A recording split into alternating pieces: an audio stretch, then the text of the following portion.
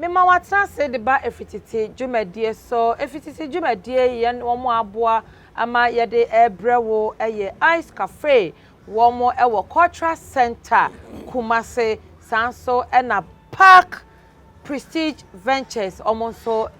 etonton tiles ene edan ho a akadie bia omo Kumase omonso abusia kruwa junction wo mo ne enkrofo a asoyasene na ye de efititi dwumadie bro na ha yetie eye ice cafe ha e come from apa na e fire ho enne me me guest ansa na medan na di a kire mo no ye betwa ye ho sima na yakwaje ya boafo nkrato ye ba medan me guest edi na yato ye dwumadie no eso. Welcome to Park Prestige Ventures, home of quality European tiles. Park Prestige Ventures, bia, yaton, abrotre tiles, pay, Italian tiles. Sa na usi fie no, sa wesi fie na wie dada, sa we renovations. Now pet tiles papa ediaye ufie die. Ene na uni bia kose Park Prestige Ventures. Yawa marble, de to living area. We so ye tiles are de to bathroom, kitchen, any toilet. Sa pet tiles are we de to ufia insuo no Oba Park Prestige Ventures ubenya mat ya design na ya shada no special ya de to facial efie nanim specially designed tiles for bedrooms ahanso ye enema ya de CCA bathroom toilet and after kitchen we so ye Kobi emri bia atwam no ne ade endade ne silver no na toto ya staircase and access steps na no wona ntiso kakra bia obehu se na awawai ebi kura timi twaw na ma tiles na bubu tiles ni bia na ya ye ni sei desert cleaning foam Edra, ya de paper tiles so o de paper tiles nso na esen kum ebo awamo ewa bia ewo fie ho se o de paper tiles ne so a eso mpopo enya hwe sade etie no saa na tie se o pe ya kire kwan a ya wagusu akura junction ba bia o mutai frɛ ho se fitem junction obetimi afrɛ ye 0244 119840 ana se 020 8468 340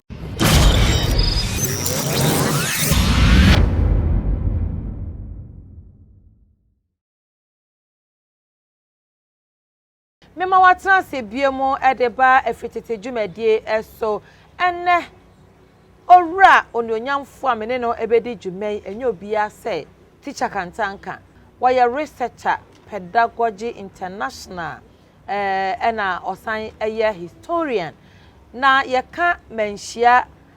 dwumadie ahodo nkrata sam ene se ye fadwene aboa bibia menhia Teacher Kantanka uyi ni mu a enyeye ono ene me guest a ene mene no ebedi dwumai ni aye ba behwe pa eye yewura opemso asante man nyina wura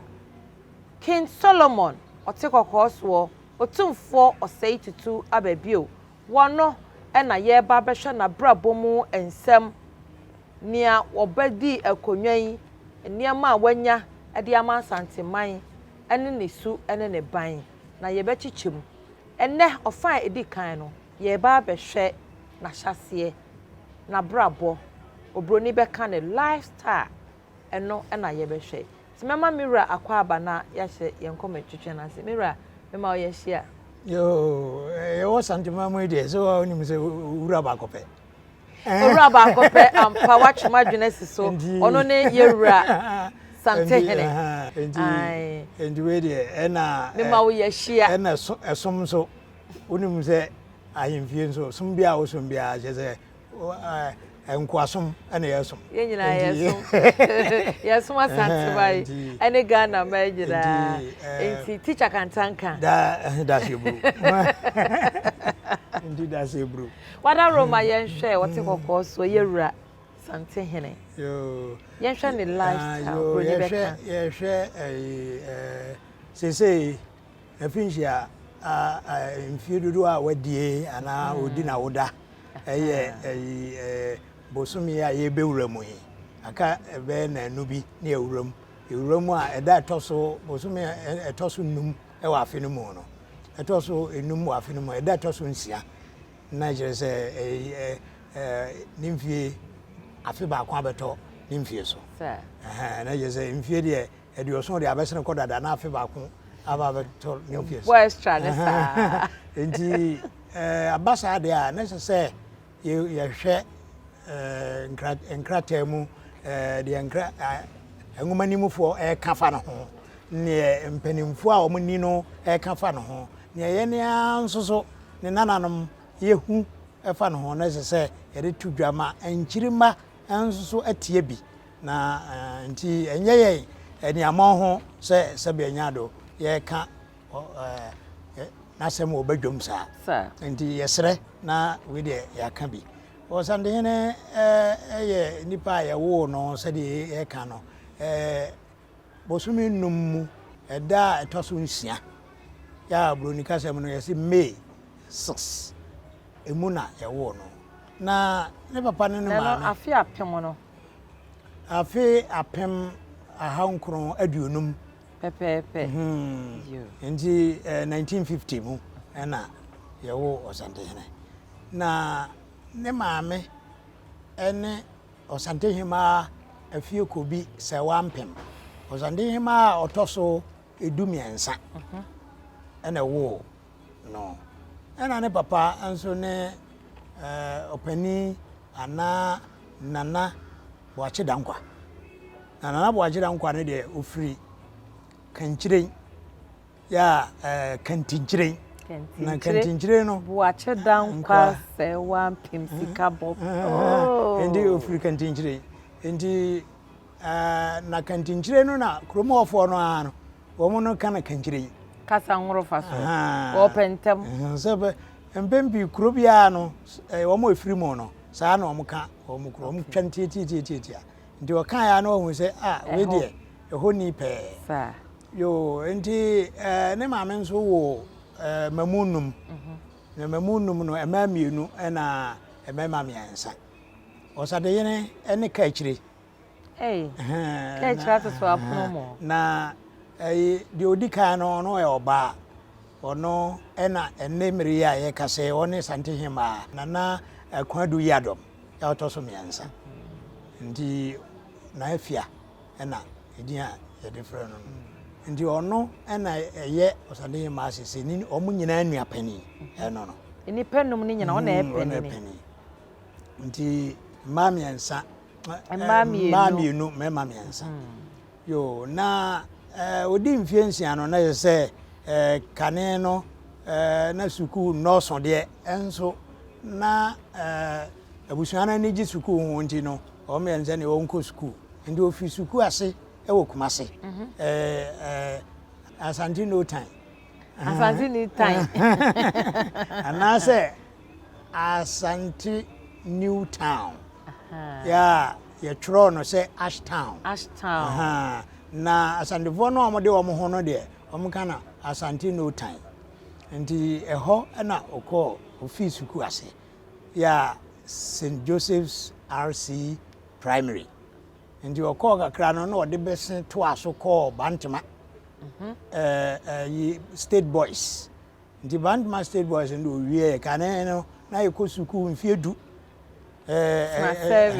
nkora muno nkora ko school mfiedu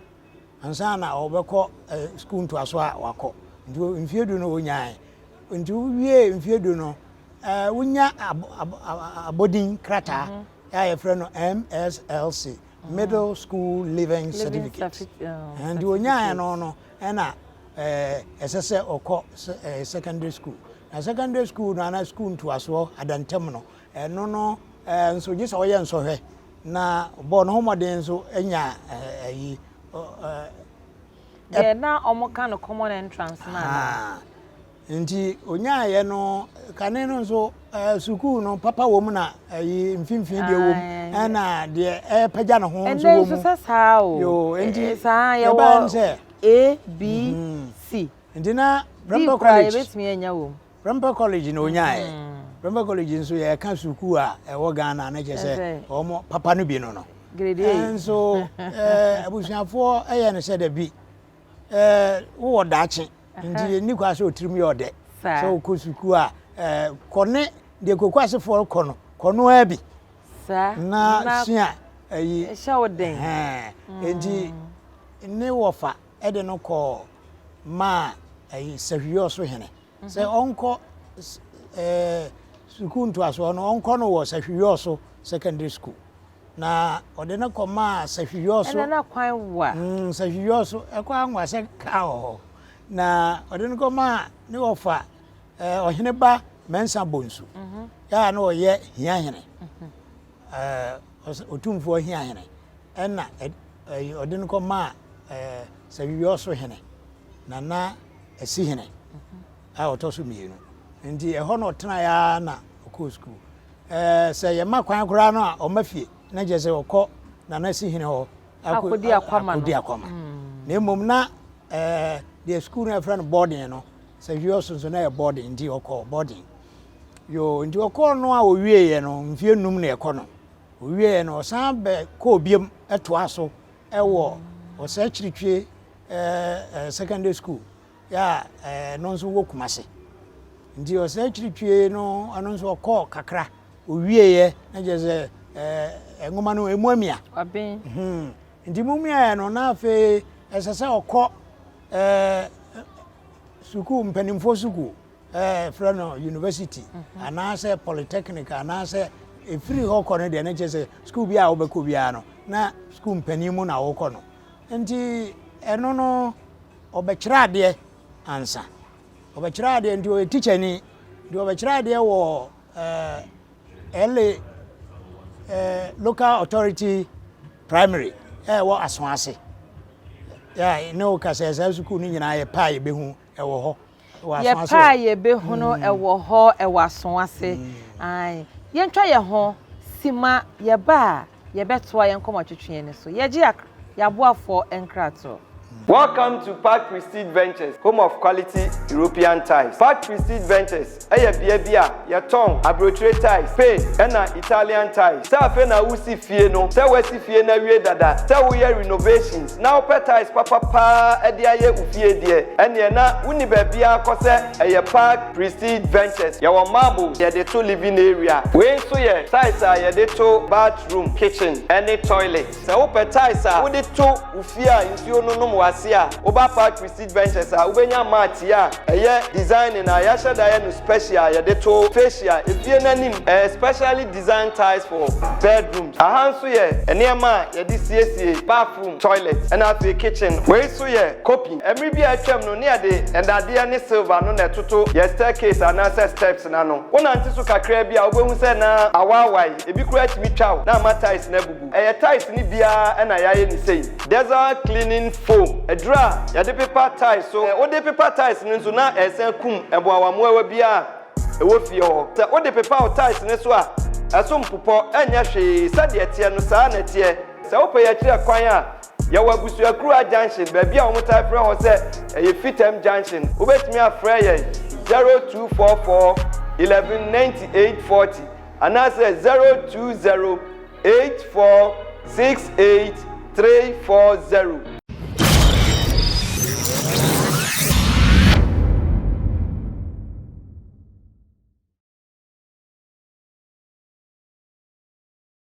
Me mama tena se majebre na mo hwe efititi dwumadi a ye de bra mo free ice cafe Kumase cultural center. Teacher yento en komo twetwe yo ye toa so a waye teacher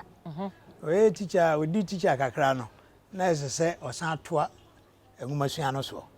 enti na the teacher no say yemfa nka ne din ho e di entia yo say awo the Teacher Kantanka ye yifrim kura e beje ho mbae de wo mu ne say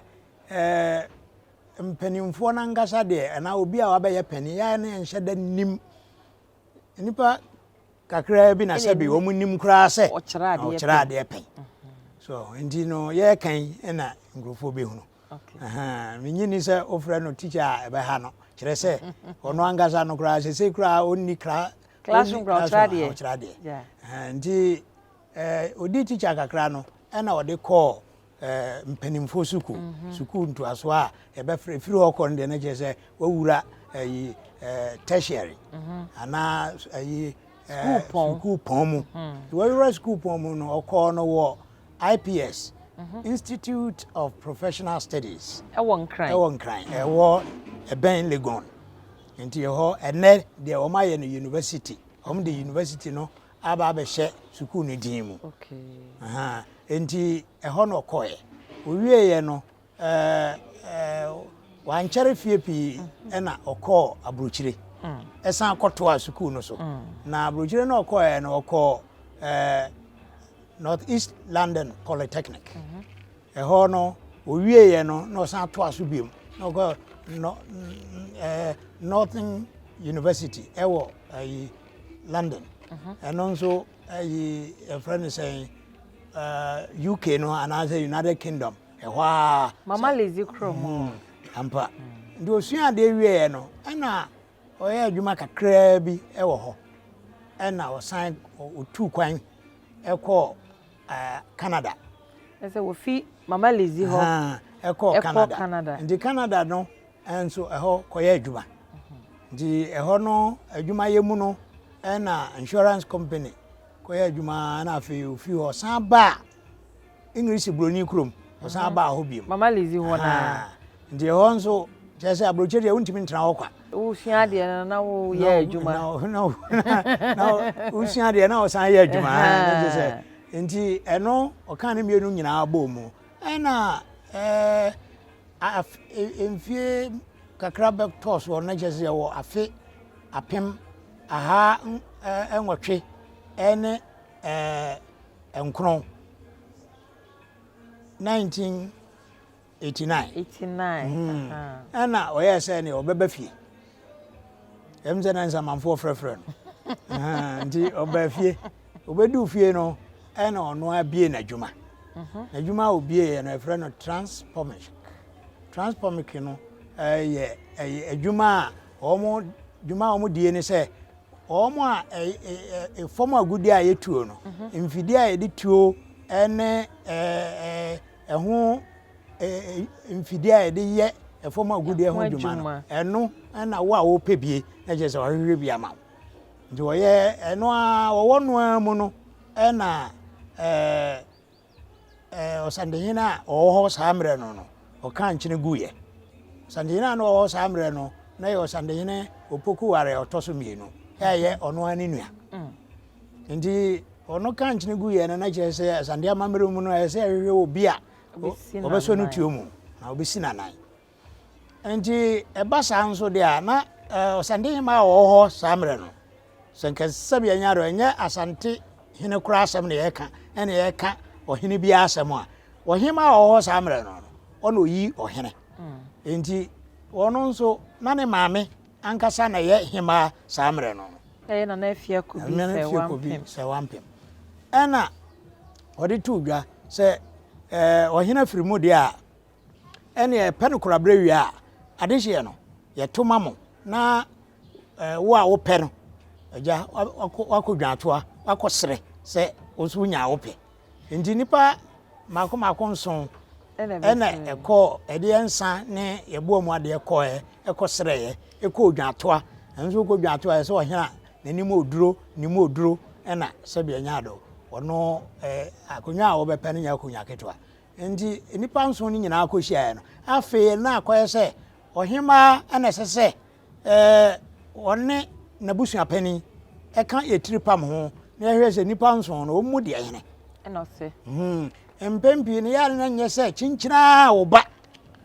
ne mum de se no ene ede ma no nti de abetwa mu kro ne bi okra na ne ba epribi enso no na de ese no ne de koma no nti na ne ba na nkasa enya nti we de yehwe mu no na je se ne ba no ankasa no o de ma no a obi ankasa obanti na o de ma no evi se o sefata adanti na amane ne amane mu no ohima ene wotumi se oyi hene na ne ba besre na oma kwan ama sabi adehye ne bi asan de adesrede aba na wanfa amma no prekope ase ne se yen akamamu ni titru asantemamu de yen papa mu se minua ne me maame ba wawo me o maame nom dodo nyina wo ho no so o mo bura duenu kra obia ba onua ya wonye bibia kire se onua ba ko ye onua che ba ko omo nyina wo de omo bom eye omo pe se ba bi okra no a obetimi ayesa na nye o maame de na ngasa obetimi afa onua no mu bi ba ko abata wo ho pa ya je se ono de saa nso na ema no anuanom no wo nso so onkire se oba wo ngasa wawo no na ye oba unuanom nyina ye oma unuanom ba nyina ye oma ndi wonya bibia kire se unua ba no eye odanso efiri wa wo de no so makwan no bia de de ba di nipa nso no de wo mo de ban na obia obeba pra konwa no bibia no efra no bema ndi bema sa tu fo no mo ye mienu ena be prebie ba ko no ye doctor na ba ko nso ono nso oton petro ena ye boafo mienu bi nso e be prebie na ba ko engineer ena ba ko so ye doctor omo nyina modu we have modu ena ono ana wo fase ya na wo fase no momu anyini chen no no ono nso keme no ye penimpa wo ho efre no kwesi ageman Barima kwesi agema okumkom onso be prebie ena Barima Kwaku Duah ya enne one Asantehene no ono na ne din a ne maame ne papa de ma no Kwaku Duah na esanse o ye de hie nti no de Barima Kennedy on esa de hie ni nyina no mo title wo ye Barima de a wo ye Barima na wo ye oba de a wo ye nana nti sa ene bae nti yi no na je se din bia de betu bia no Barima wo ye oba nso din bia de betu bia nana ka ho nti ohima yi no oyi no nso ana de na majasefo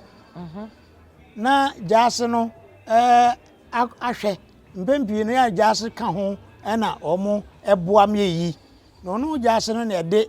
yayi no be ma no de akokire